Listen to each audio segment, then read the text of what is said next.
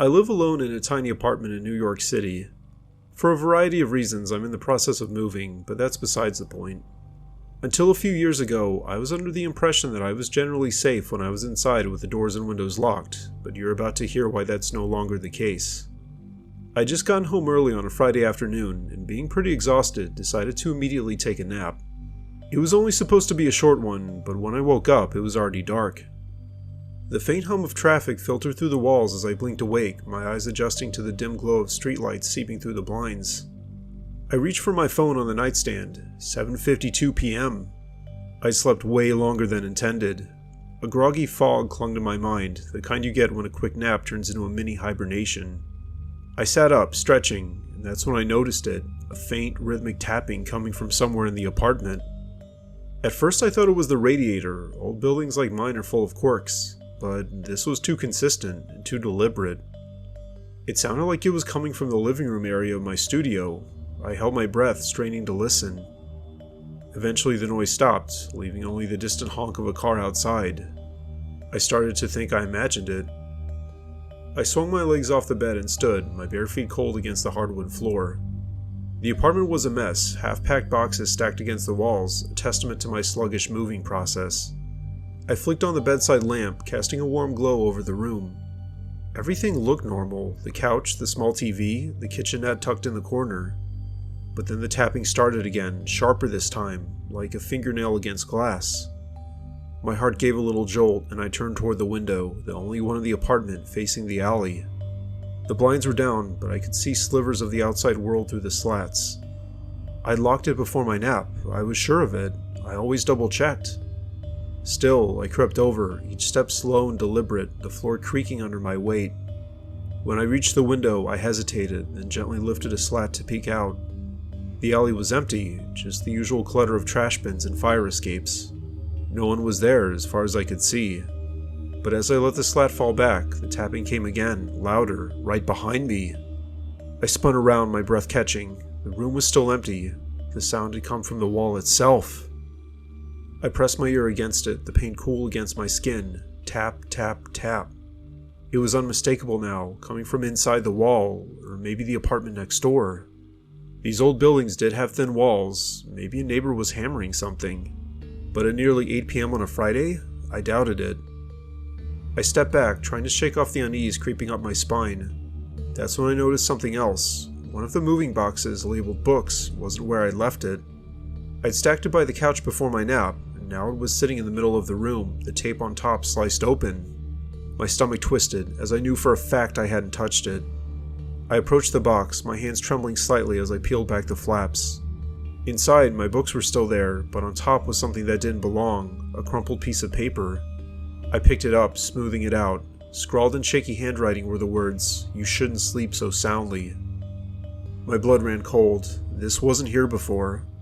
Someone had been in my apartment, while I was asleep no less, vulnerable, and just feet away from me. I dropped the note and grabbed my phone, fumbling to dial 911. But before I could hit call, I heard it, a low, raspy chuckle, muffled but close. It wasn't coming from the wall this time, it was coming from under the bed. I froze, my phone slipping from my hand and clattering to the floor. The bed was low, maybe 6 inches off the ground, barely enough space for anything bigger than a shoebox. But the sound, it was undeniably a human laugh. My mind screamed at me to run, but my legs wouldn't move, so I just stood there, staring at the dark gap beneath the bed frame. Then, slowly, a hand slid out from under it, pale, dirty, and with jagged nails. It gripped the floor, followed by another hand. I stumbled back, a scream lodged in my throat as a figure began to emerge. He was thin, hunched, with matted hair and eyes that glinted in the lamplight. He crawled out, unfolding into the room like some nightmare come to life. "You sleep so heavy," he rasped, his voice grating against the silence. "Made it easy." I bolted for the door, my socks slipping on the floor. I yanked at the handle. It was locked. The deadbolt was engaged, and my keys were on the kitchen counter, 10 feet away. Behind me, I heard him stand, his footsteps uneven but deliberate. I turned, pressing my back against the door as he stepped into the full light. He was gone, dressed in tattered clothes, and a twisted smile stretched across his face. "I've been watching you," he said, tilting his head. "You never hear me, not till now." I lunged for the counter, snatching my keys, but he was faster than he looked. He grabbed my arm, his grip like ice, and pulled me back. I swung wildly, my fist connecting with his jaw. He grunted, loosening his hold just enough for me to break free. I jammed the key into the deadbolt, twisted it, and threw the door open, sprinting into the hall. I didn't stop running until I reached the street, breathless and shouting for help. People walking by stared, but then someone finally called the cops. When they searched my apartment, he was gone. No trace except a note and a faint scratch mark under the bed where he'd been hiding. The police figured he'd been squatting in the building, slipping in through a maintenance hatch or a weak lock. They found signs he'd been in other units too, small things missing and strange noises reported. But me? He'd chosen to stay with me, watching and waiting for God knows how long. I moved out the next day, crashing with a friend until I could find a new place. But even now, miles away from that tiny apartment, I can't shake the feeling that I'm being watched. Every time I close my eyes for a nap, I hear that tapping, that chuckle, and I wonder if he's still out there, waiting for me to sleep again. I'm usually a pretty light sleeper, and for that reason I can almost never take a long nap or fall asleep outside. Well, one time I went to the park, just the opposite happened.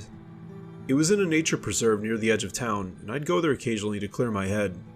It was the early afternoon on a Sunday, and I just finished hiking one of the trails and lay down on one of the benches. I vaguely remember shutting my eyes briefly, but the next thing I knew it was pitch black. When I opened my eyes, the world felt wrong. The warm sunlight I'd fallen asleep under was gone, replaced by a thick, suffocating darkness. I sat up, my head foggy, and reached for my phone. The screen glowed to life. 10:14 p.m.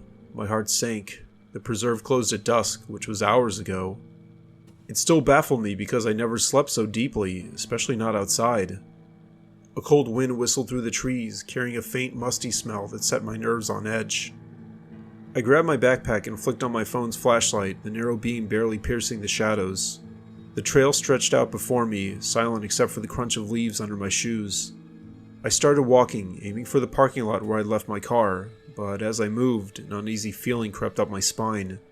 It seemed like invisible eyes were boring into me from the darkness. I did my best to shake it off and keep going, telling myself it was just the isolation playing tricks on me. But then I heard it, a soft snap, like a twig breaking underfoot, somewhere off to my right. I stopped and swung the light toward the sound, revealing nothing but gnarled branches and swaying bushes. "It's just an animal," I muttered, though my voice sounded weak even to me. I pressed on, quickening my pace. The trail twisted and turned, and soon I reached a wooden signpost I recognized. It pointed to the parking lot half a mile ahead. Relief washed over me, but it was short-lived. Behind me, I heard it again, footsteps, slow and deliberate, mirroring my own. My stomach twisted and I stopped dead in my tracks, holding my breath. Then the footsteps stopped too. In hindsight, this probably wasn't the smartest decision, but I decided to call out, "Who's there?" my voice trembling. There was no answer, just the rustle of leaves in the wind. I started walking again, faster now, and the footsteps picked up, keeping pace. When I broke into a jog, they did too. Panic began to claw at my chest. I veered off the trail, cutting through the trees toward the faint glow of the parking lot lights I could just make out in the distance. Branches snagged in my clothes, and my flashlight bobbed wildly, casting frantic shadows. The footsteps were still behind me, closer now, and relentless. I stumbled into a small clearing and froze. My light landed on something that made my blood run cold, the bench I'd been sleeping on. I'd somehow circled back. That wasn't possible. I'd been heading straight toward the lot. My hand shook as I swept the flashlight around, and that's when I saw it, a small pile of my things. There was my water bottle, a granola bar wrapper, and even a sock, arranged neatly in the dirt beside the bench. I knew for a fact I hadn't left them like that. Before I could process what I was seeing, a low, guttural laugh echoed from the trees behind me.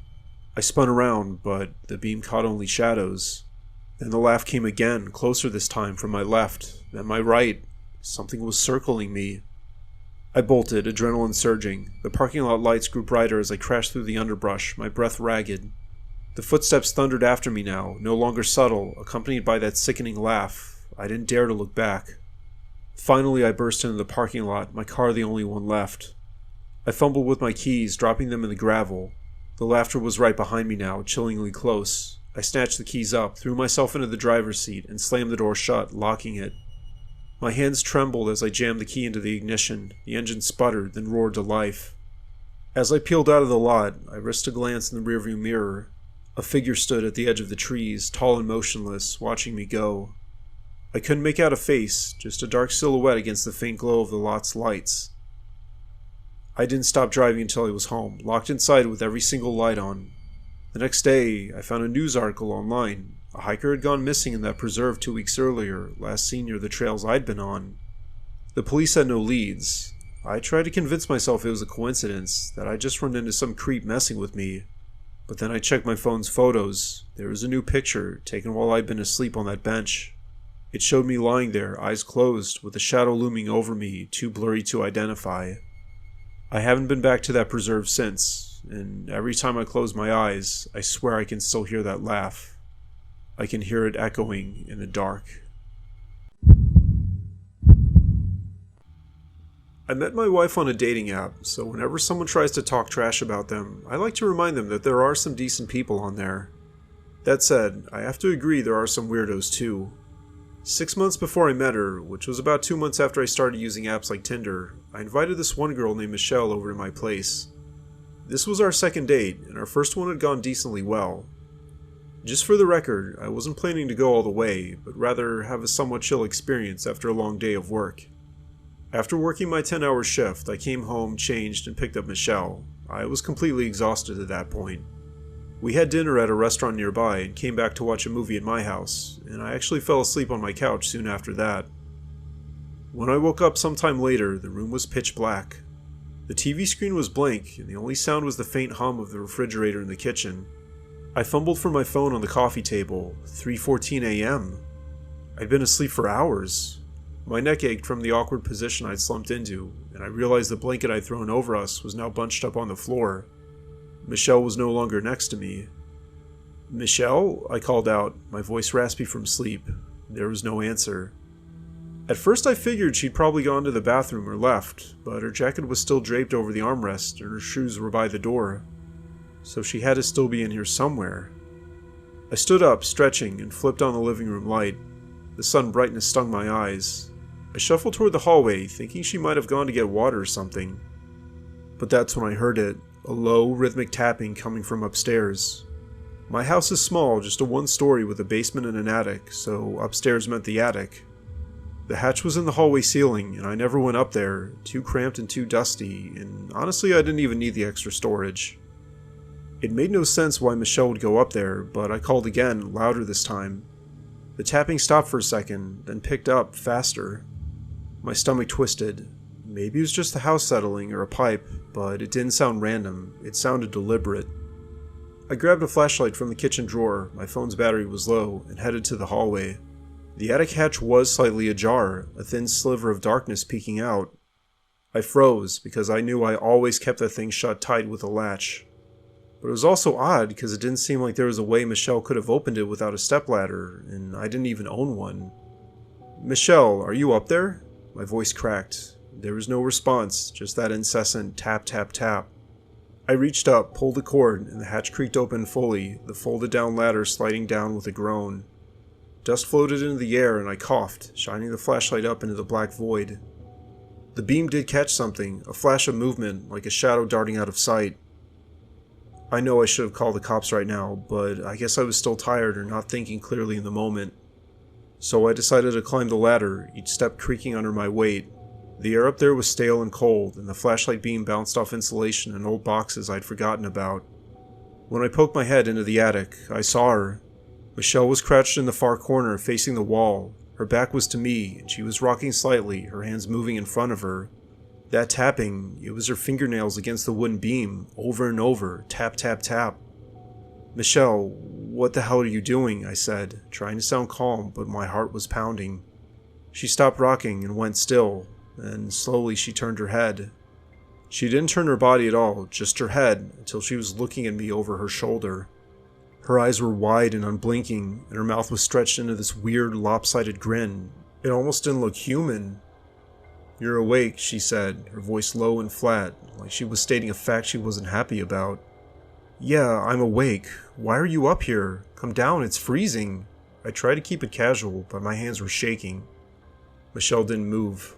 I like it up here. It's quiet. You don't hear them down there. Hear what? I asked, stepping fully into the attic. The floorboards groaned under me. The voices, she whispered, her grin widening. They talk to me when you're asleep. A chill ran down my spine. Okay, that's weird. Let's go downstairs, alright? We can talk about this. She giggled, a sharp, jagged sound that made my skin crawl. No, you don't get it.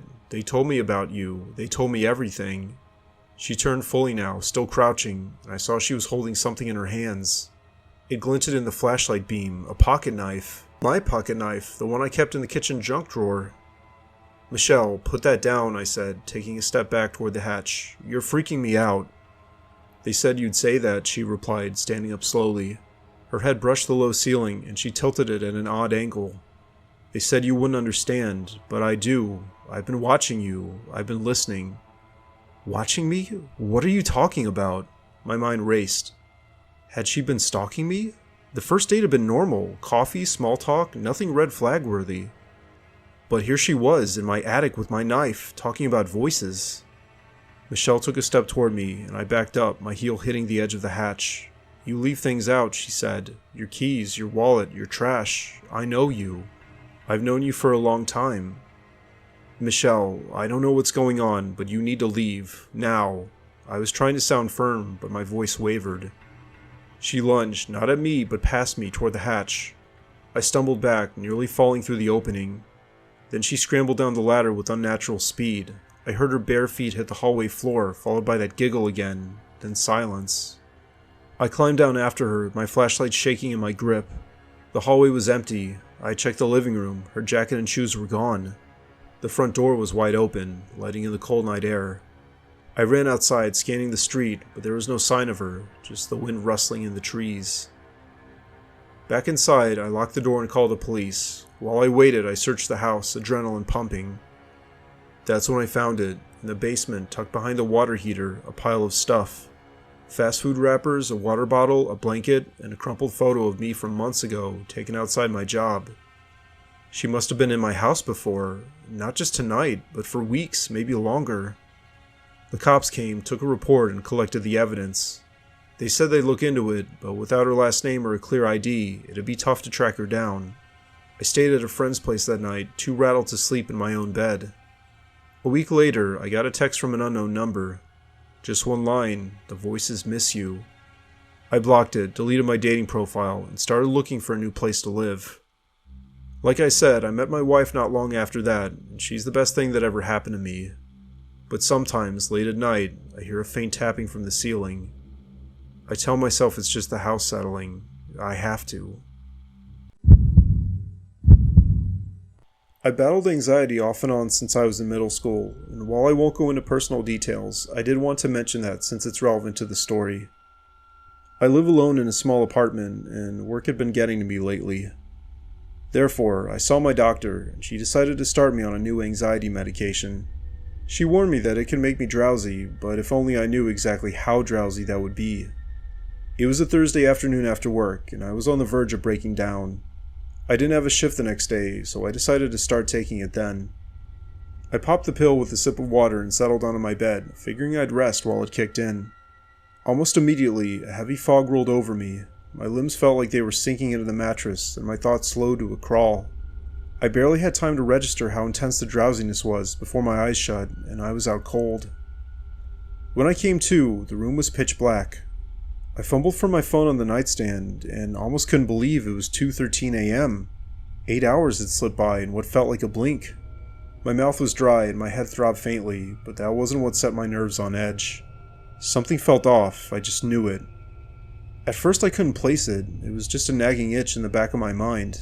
Then I noticed it, the air smelled different.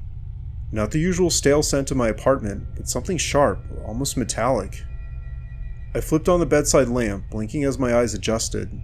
Everything looked normal, my clothes still draped over the chair, my water glass on the nightstand. But that smell wouldn't let me relax. I swung my legs out of bed and padded barefoot into the living room, flicking on lights as I went. That's when I saw it, a thin trail of dirt on the carpet leading from the front door to the kitchen. I froze. I hadn't left that there. I'm obsessive about keeping my floors clean. It's one of the few things that can calm me down when my anxiety spikes. My heart thudded as I followed the trail. It wasn't much, just a few scattered grains, but it was enough to make my stomach twist. The front door was still locked, deadbolt in place. I checked the windows, closed tight, latches secure. No one could have gotten in, so why was there dirt? For a while I tried to convince myself it was nothing, maybe something I tracked in earlier and hadn't noticed. But really I knew better. I'd vacuumed that morning. In the kitchen, the trail stopped at the sink. I stared at it, my breath catching. There, in the basin, was a single muddy footprint. Small, almost like a child's, pressed into the stainless steel as if someone had stepped there and then vanished. My mind raced. I live on the 3rd floor. There's no way a kid got in here. There's no way anyone did. Still, I grabbed the knife from the drawer, clutching it as I searched the apartment. Closets, bathroom, and under the bed. Nothing. I was alone. I didn't sleep the rest of the night, or at least what was left of it. I sat on the couch, knife in hand, staring at that footprint until the sun came up. When it was light out, I called my downstairs neighbor, Mark.